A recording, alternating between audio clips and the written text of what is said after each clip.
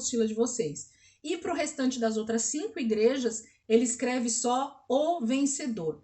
E aí, se vocês perceberem embaixo, está a forma escrita em...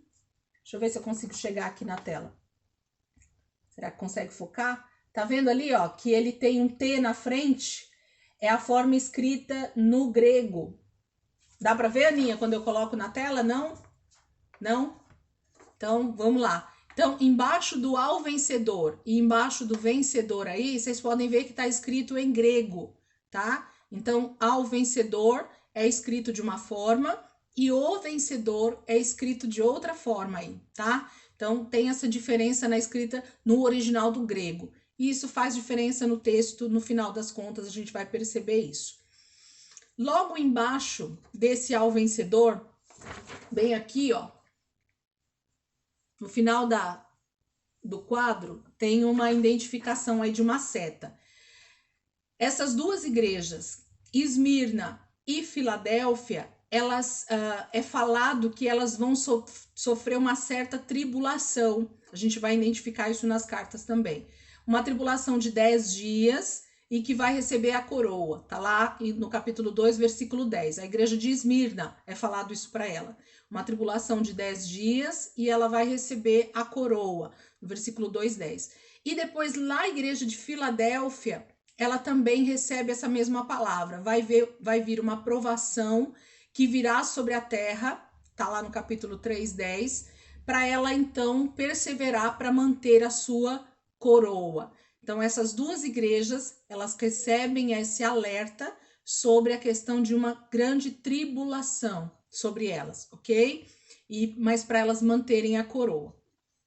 Na parte de cima, aqui ó, na parte de cima, tá? Essas duas setas aqui, ó, as duas setas. Uma vai falar sobre a questão dos nicolaítas, que tanto a igreja de Éfeso quanto a igreja de Pérgamo, ela tem uma repreensão, uma fala sobre a questão dos nicolaítas. Nós vamos estudar exatamente o que isso significa. Então, essas duas igrejas, elas têm um alerta, uma positiva e outra negativa, sobre a questão dos nicolaítas. Nós vamos entender isso. Já em Sardes e Laodiceia, também há uma referência para essas duas igrejas a respeito dela ser morta, roupas brancas e o pai, tá? Então tem essas 3 palavras aí que estão meio que em comum nessas duas igrejas. Em Laodiceia ela é morna, roupas brancas também, e também fala sobre o pai.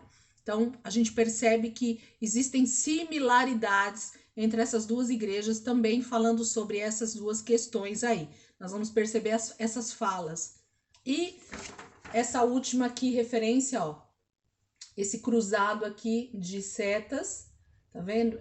Esse cruzado de setas aqui, ele vai falar sobre uma questão que se cruza nessas duas igrejas, que é Esmirna e Tiatira. Em Esmirna, o autor vai falar sobre blasfêmia, judeus que não eram judeus, né? Então, judeus inautênticos, e que lá é uma sinagoga de Satanás. Quando ele fala para a igreja de Tiatira, ele inverte isso. Ele primeiro começa falando que é uma sinagoga de Satanás, que existem judeus que não são autênticos e que tem mentirosos lá. Então, em vez de blasfêmia, ele usa a palavra mentira. Então, é meio que um cruzamento de informações. A gente percebe exatamente essas colocações alteradas. Então, esse professor aqui de teologia, ele identificou todas essas questões para nós que ficam mais como alertas a respeito da leitura e a respeito da interpretação desses textos, do que propriamente dito. Eu gosto de olhar para essas coisas para entender um pouquinho melhor algumas questões da própria escrita de João. Porque eu costumo dizer para vocês, e eu vou alertar aqui novamente, o Espírito Santo, queridos, através da palavra, nada está ali por acaso, nada. A gente percebeu isso já durante todos os estudos que a gente faz. Nenhuma frase, nenhuma palavra, nenhuma sequência de situações está ali na palavra à toa. Deus não põe nada na palavra à toa. Nada está fora do lugar, Nada está por acaso. Então, quando a gente olha com esse olhar de que algum motivo tem para que aquilo esteja ali, esteja escrito daquela forma, a gente então consegue fazer perguntas mais claras e mais objetivas para o texto.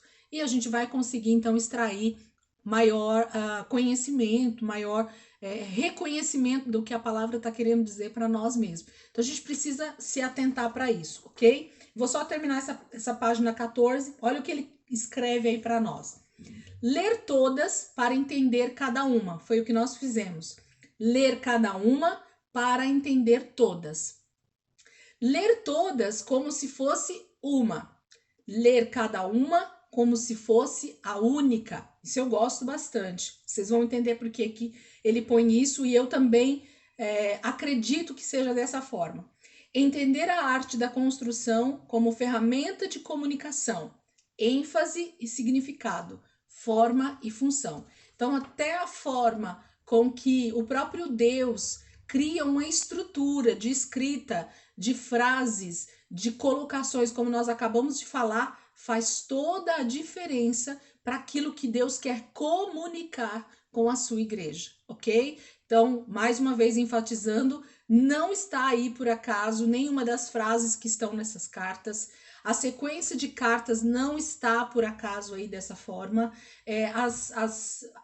Cada elogio, ou cada crítica, ou cada recomendação não está ali por acaso para aquela igreja específica. Então, a gente vai entender essas questões, tá bom? Então, vou parar aqui na 14 e a gente depois vai entender essa outra página 15 e 16 com o andamento das cartas, ok? Minha barriga tá roncando aqui, gente. Eu comi, mas minha barriga tá roncando aqui. Se vocês ouvirem um barulho da barriga, é minha barriga roncando aqui, tá bom? Capítulo 2, então, novamente. Vamos pegar a igreja de Éfeso aí e vamos entender um pouquinho mais dessa igreja. O que eu já quero falar para vocês antes até da gente entrar nessa questão da igreja? As cartas para essas 7 igrejas, elas têm algumas questões teológicas que são discutidas ao longo da história e da igreja, tá? Uma das questões que até que estava nessa apostila, que esse professor, ele era totalmente contra, e eu entendo por que ele é contra, e eu não sou 100% contra, mas também não sou a favor desse entendimento que alguns teólogos e escritores e estudiosos têm. Qual é o primeiro entendimento que algumas pessoas têm sobre essas cartas? Não sei se vocês já ouviram falar, mas tem gente que fala que cada uma dessas cartas, cada uma dessas igrejas, Éfeso, Esmirna, Pérgamo e tudo mais, cada uma dessas igrejas representa um período da história da igreja. Tá? Então, vou dar um exemplo para vocês, por exemplo. Tem gente que fala que Éfeso é a igreja do primeiro século, né? A igreja ali dos apóstolos, dos discípulos de Jesus, aquelas primeiras igrejas. Isso representa a primeira igreja, o primeiro século da igreja. E, por exemplo, eles falam que a última, que é Laodiceia, né?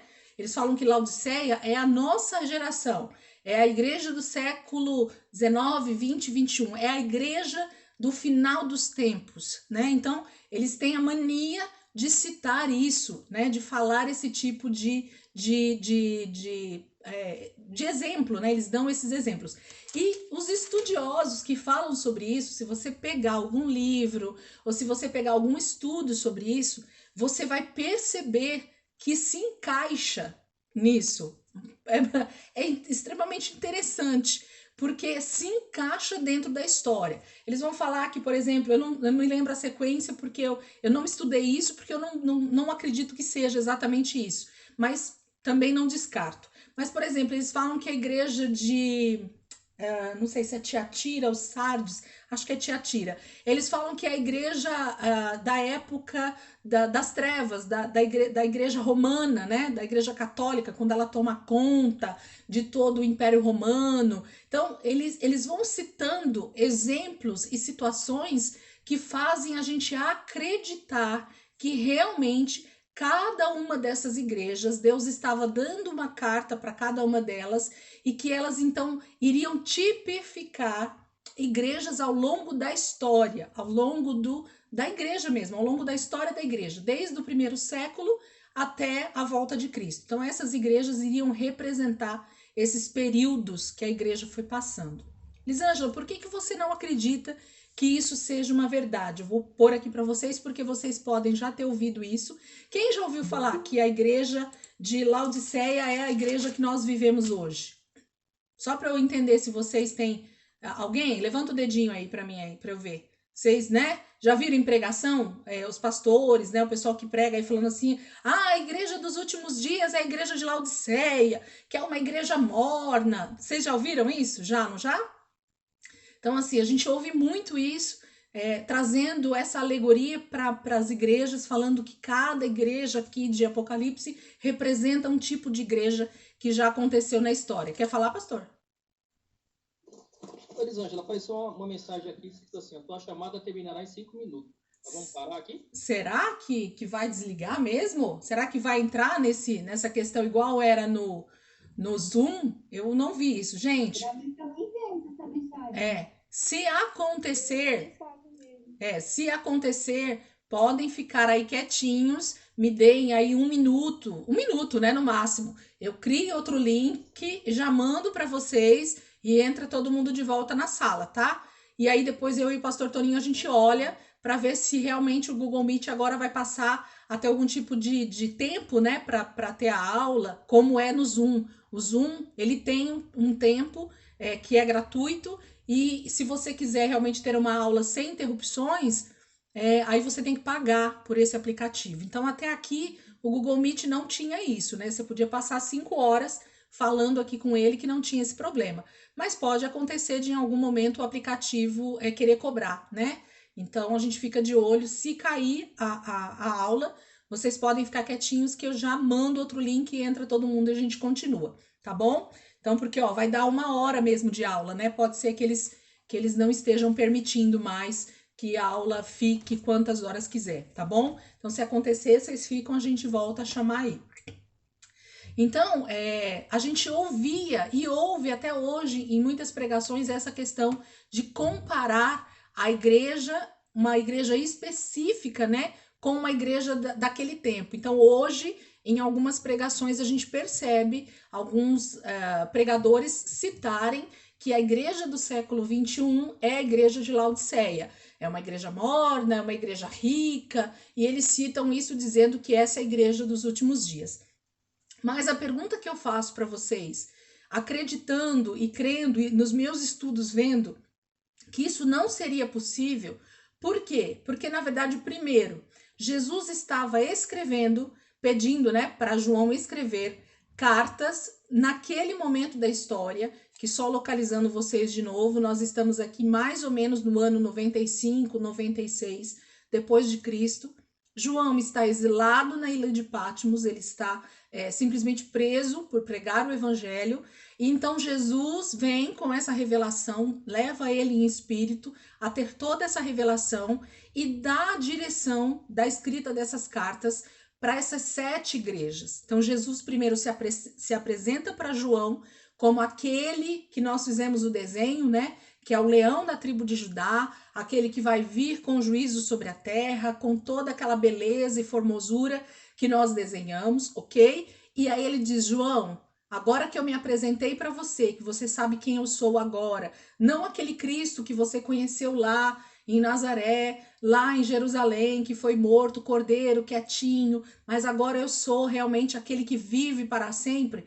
E aí João recebe então essa direção do próprio Cristo para escrever cartas, deixar escrito no livro, como está escrito lá, e para ao mesmo tempo ele escrever cartas específicas para as igrejas. Então, ao mesmo tempo que era para ele deixar essas cartas registradas num livro, era para ele então disparar essas cartas endereçadas para cada igreja naquele momento da Ásia Menor, que são essas igrejas que nós acabamos de ler aqui. Então, eu não acredito que isso era uma alegoria para momentos da história da igreja, ainda que muitas coisas elas batem as informações, porque Jesus não estaria dando a direção de cidades específicas. E e trazendo mensagens específicas para essas cidades. Nós vamos entender, lendo cada uma delas, e vocês vão entender junto comigo, que a mensagem era específica para aquela cidade, para aquele lugar, para aquela igreja que estava ali naquela cidade. Então, eu não posso acreditar que isso tinha a ver com a história da igreja ao longo da história desses 2000 anos, porque senão Jesus, pelo menos para mim, vou dar a minha explicação, Jesus daria essa carta para João de forma alegórica, sem colocar o nome de uma cidade específica. Você falou alguma coisa, pastor?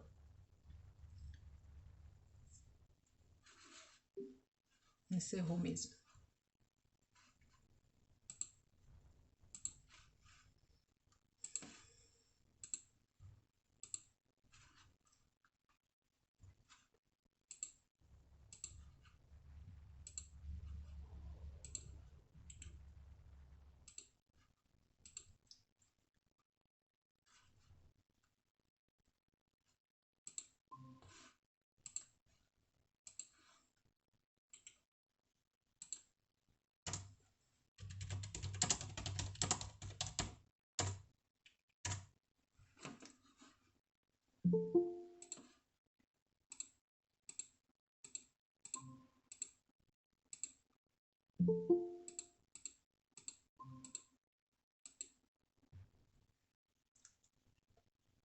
É isso mesmo, né, pastor? Acho que eles vão criar essa questão talvez de ter um tempo limitado aí para aula. Mas se a gente conseguir fazer dessa forma, né, mesmo que caia, a gente volta com um novo link, a gente faz isso para não ter custo aí para ninguém, né? Vamos ver se a gente consegue. Esperar um minutinho só a turma voltar aí para a gente continuar. Nem sei quantas pessoas estavam na sala, mas vamos esperar uns minutinhos aí que a turminha vai entrar, com certeza. Caiu mesmo, né, Débora? Vamos lá. Esperar só um minutinho o pessoal voltar e a gente já continua.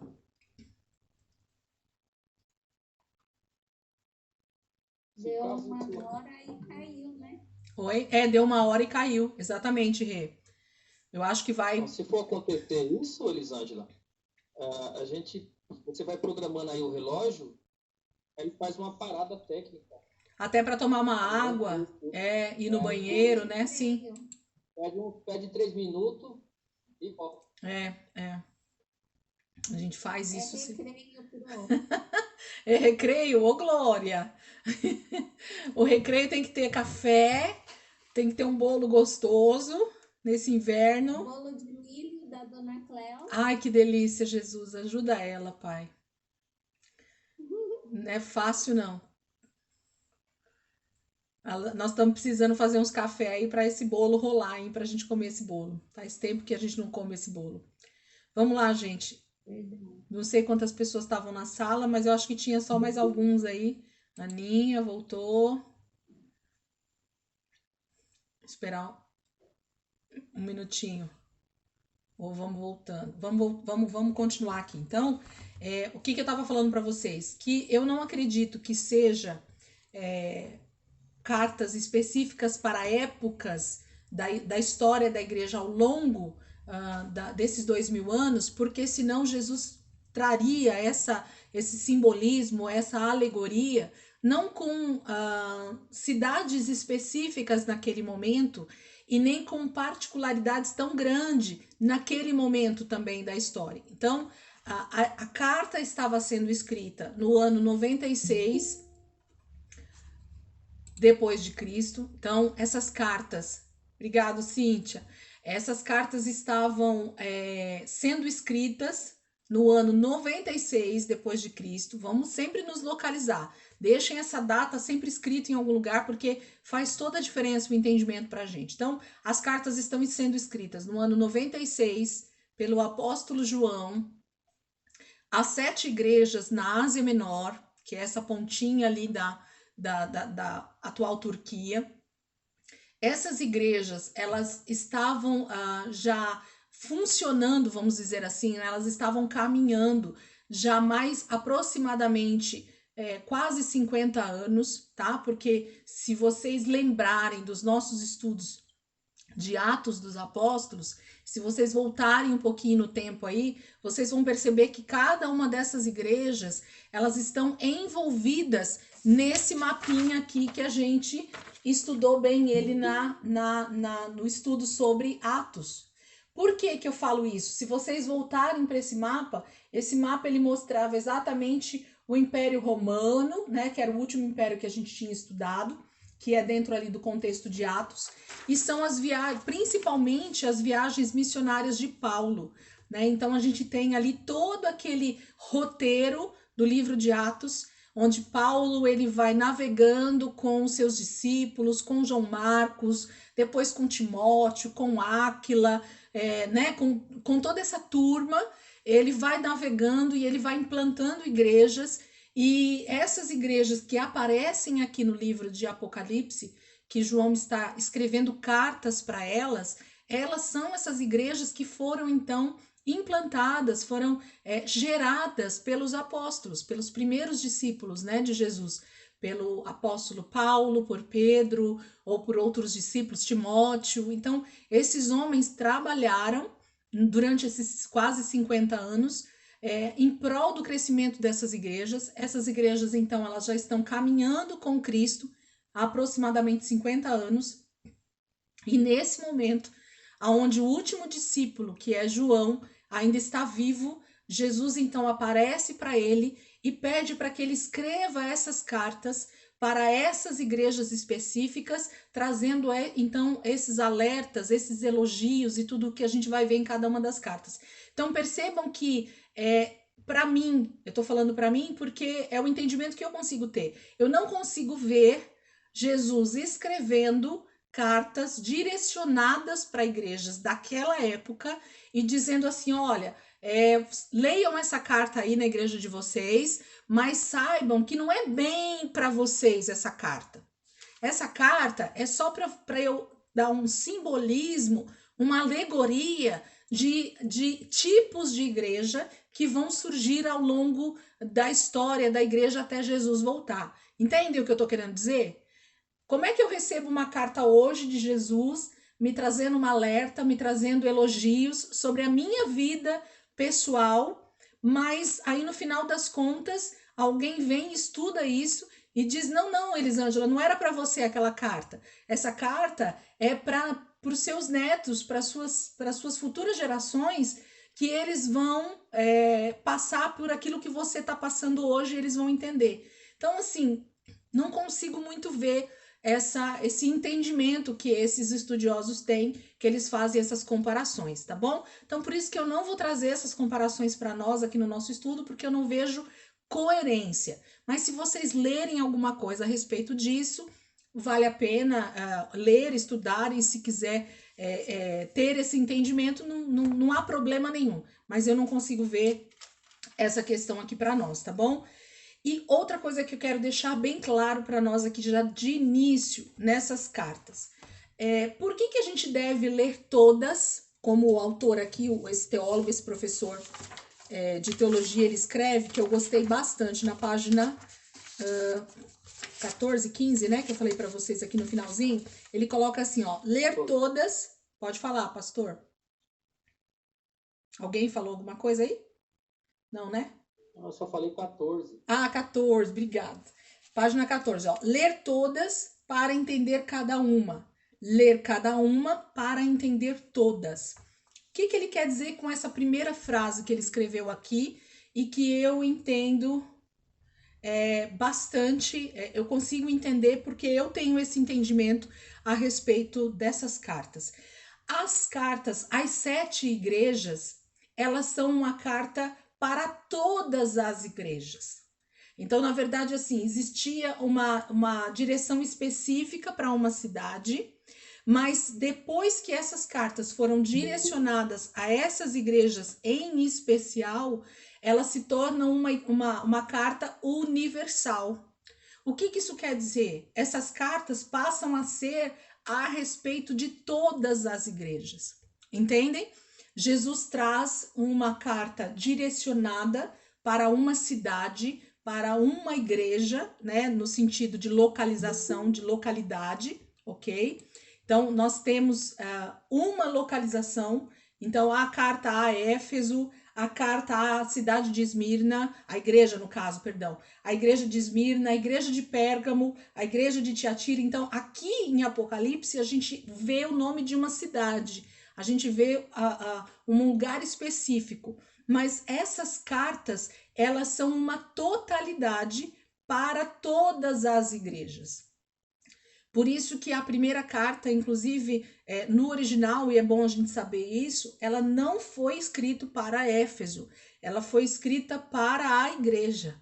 No original não existe a palavra Éfeso, ok? Eles subentenderam, os estudiosos subentenderam que essa carta estaria sendo direcionada a Éfeso, mas não está escrito no original, no início ali do capítulo 2, que era para Éfeso, ok? Então, essas cartas, pensem assim com vocês, essas 7 cartas, elas são para a igreja, para o corpo de Cristo, para toda a igreja no mundo, ok? Então, a partir do momento que elas partiram para suas cidades específicas, elas surtiram um efeito específico naquele momento em que João enviou. Depois disso, essas cartas se tornaram algo universal. Elas serviriam para todas as igrejas da terra, desde aquele momento até a volta de Cristo. Então, esse é o entendimento que a gente tem que ter.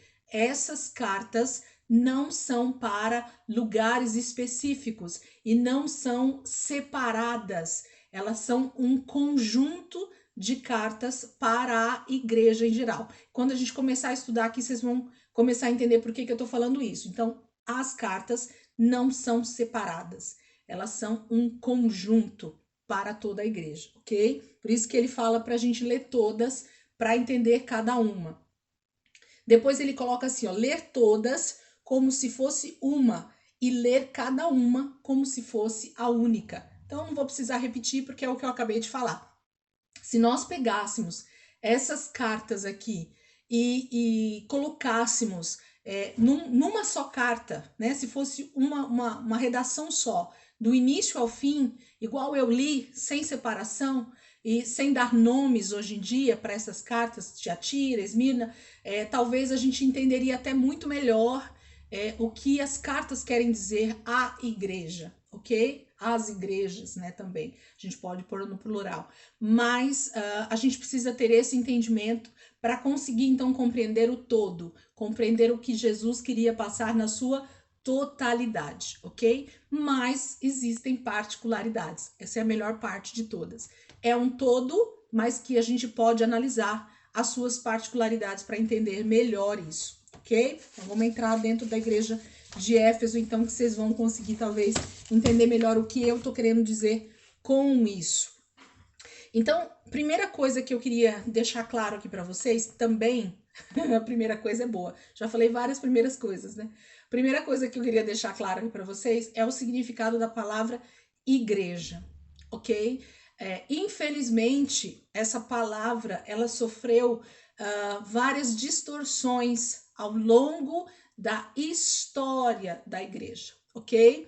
Então, a palavra igreja, a palavra no original do grego, que é eclésia, ela sofreu algumas distorções. Por quê? Porque, na verdade, as pessoas sempre que falam igreja, elas pensam, a primeira coisa que vem à mente delas é a construção, o edifício. Exatamente. O salão, a construção, o templo, né? Então, é exatamente isso que vem à nossa mente quando a gente pensa na palavra igreja. Então, falou, vamos à igreja, pronto, né? Já fez a frase completa do que eu tô querendo dizer aqui. A igreja se tornou um lugar físico, um lugar de uma construção arquitetônica, né? De uma construção civil. Então, muros, portões, iluminação, som, altar, púlpito, tudo isso se tornou a igreja. quando na verdade, desde o momento em que essa palavra foi gerada dentro da palavra de Deus, ela não tem nada a ver com uma construção, ok? Mas com o ajuntamento, né, de pessoas que então formam o corpo de Cristo, ok? Coloquei aqui para vocês. No grego a palavra é eclésia, né? Inclusive os estudiosos têm várias explicações aí para essa palavra, mas nada mais é do que a reunião de cidadãos chamados para fora de seus lares para um lugar público. Então, mais do que hoje o que a gente entende como igreja, que é ir para um lugar numa construção arquitetônica, numa construção civil, a palavra igreja é totalmente o contrário disso. Porque quando foi gerada essa palavra, ela dizia respeito a justamente cada um de nós sair da nossa casa, sair de dentro dos nossos lares para um lugar público, onde ali, como corpo de Cristo, como testemunha de Jesus, dar testemunho do Evangelho. Então, a palavra eclésia era essa reunião em lugares públicos para dar testemunho a respeito de Jesus. Totalmente contrário àquilo que a gente entende como igreja hoje. Então, por isso que eu disse que isso foi distorcido ao longo dos séculos. Então, se nós voltássemos para a raiz de Atos dos Apóstolos, que eu gosto bastante de olhar para aquele livro, para a gente entender cada um desses termos e cada um dos textos, né, que a palavra de Deus nos diz, nós temos ali nitidamente o que era ser igreja. Então, eles mais se reuniam em locais públicos, faziam ajuntamentos ali para ouvir a palavra, para dar testemunhos de Jesus, para falar ao público que estava ali ouvindo, do que entravam dentro de um templo, de uma sinagoga, que também era um lugar onde eles se juntavam para isso.